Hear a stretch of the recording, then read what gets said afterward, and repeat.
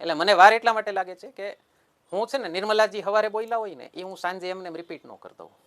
બરાબર, જે ઓલા વેલા બજેટ લઈ આવે ને, હું ને નિર્મલાજી બજેટના દિવસે હારે લંચ લઈએ. શું કરે, જે ફાઇનાન્સ મિનિસ્ટર બોલ્યા હતા ને એનું એ આમને પીપીટી બનાવીને વાંચી જાય.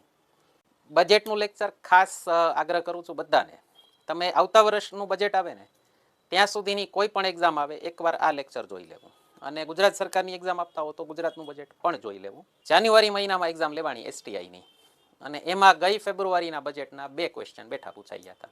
એટલે ભાઈ એક વસ્તુ સમજો, એક છે ને આપણે કલ્ચરલ ચેન્જની બહુ જરૂર છે કે દર વર્ષે બજેટમાં મોટા ઘોષણા ન થઈ શકે સાહેબ.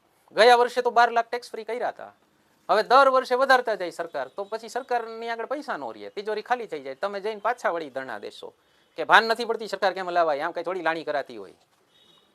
મેં આજે બહુ મસ્ત એનાલિસિસ વાંચી કે બજેટ બનાવવું એટલે એક દોયડા ઉપર ચાલતા હો ને, તમે નથી તિજોરી ખાલી કરવાની ને જનતાને ખુશાઈ કરવાના છે. અને સબસિડી આપે ને સરકાર, તમને ડાયરેક્ટ કેશ આપે, એ તમને અત્યારે બહુ વાલું લાગે, પણ એ કેવું થાય, ઓલું એક ઉદાહરણ આપે છે. એક ઉંદર ગયો હોય એક ઓલા કાચની બરણીમાં, અને બરણીની અંદર ખાવાનું છે, અને એ ખાવાનું ખાતો હોય, બરણીની અંદર ખાતો હોય ત્યાં સુધી સારું લાગે, પણ બધું ખવાઈ જાય પછી હવે બરણીમાં બહાર કેમ નીકળશે?